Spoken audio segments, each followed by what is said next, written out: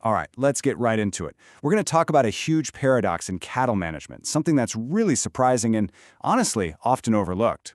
It's this idea that overfeeding your herd could actually be quietly destroying its fertility. I know, it sounds crazy, but stick with me. So you do everything right, right? You invest in the best feed, you make sure your animals have everything they could possibly need to thrive. But what if that dedication, that impulse to always give them more, is actually backfiring? What if it's undermining the very productivity you're working so hard for? It's a huge question, and it's at the core of a major challenge for a lot of folks in the business today. Okay, look at this number, 711.2 days. That's the average time between calves for some herds with low fertility. Now, compare that to a high fertility herd, just 404 days. We're talking about a gap of almost 300 days. That is a massive amount of lost time, lost production, and let's be honest, lost money.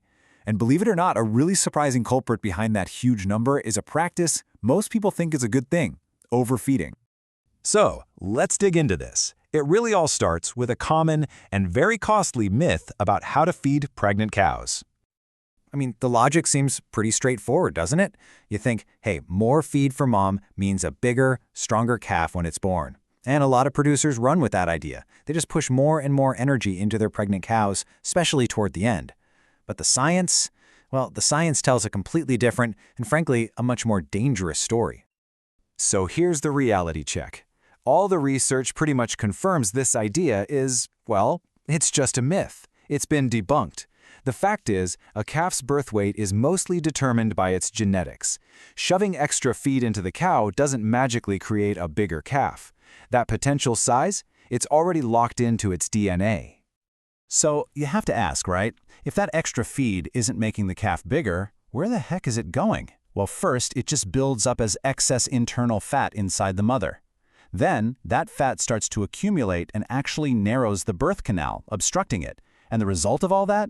A massive increase in calving difficulty, what we call dystocia. So you see, you're not getting a bigger calf out of the deal. You're basically engineering a more dangerous and difficult birth. And a difficult birth, as bad as that is really just the tip of the iceberg. The real damage from overfeeding, the stuff you can't see, runs so much deeper.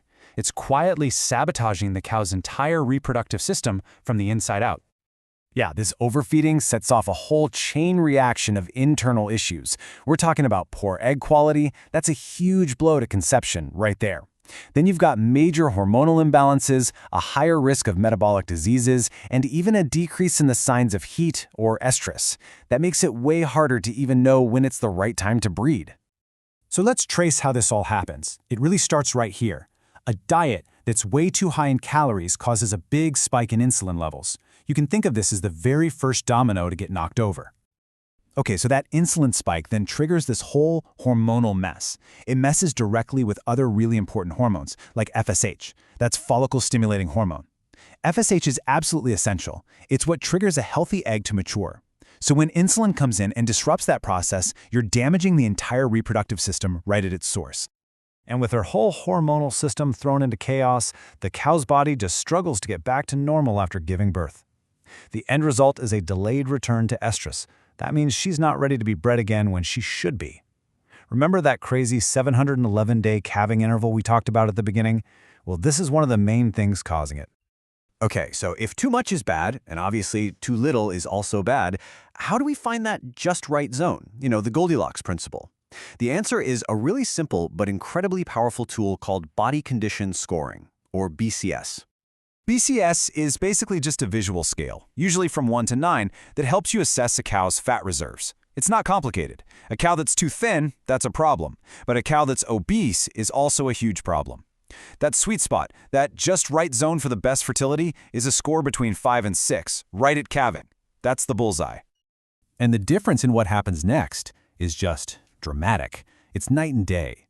On one side, you have the overconditioned cow facing all those problems we've been talking about: calving difficulty, poor conception rates, metabolic issues, you name it. But on the other side, the cow in that ideal condition, she has an easier time calving, she cycles back way faster, and she hits that high level of fertility and productivity that actually keeps an operation profitable.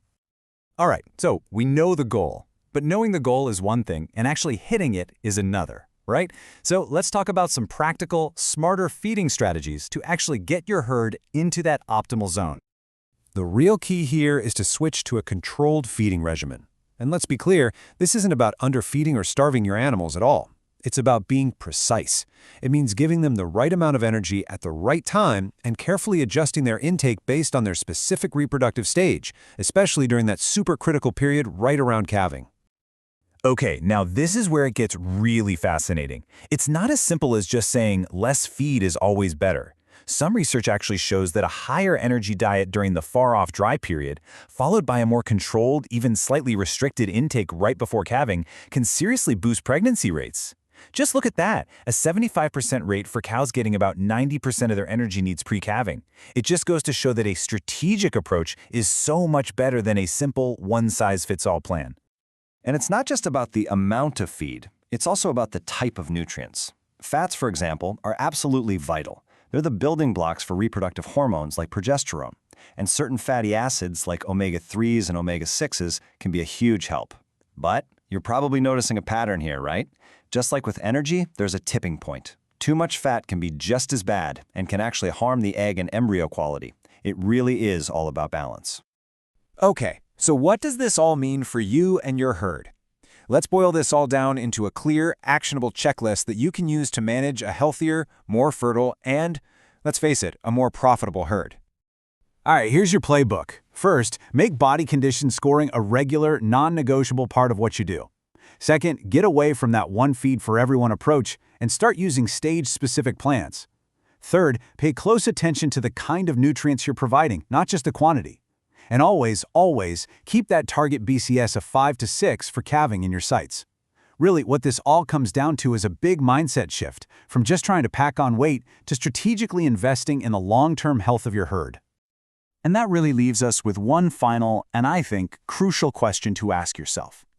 Every single decision you make about feed has a ripple effect. It doesn't just impact the next calf. It impacts the lifetime productivity of your animals and the long-term profitability of your whole operation. So the choice is really yours. Are you feeding for short-term weight or are you feeding for long-term wealth?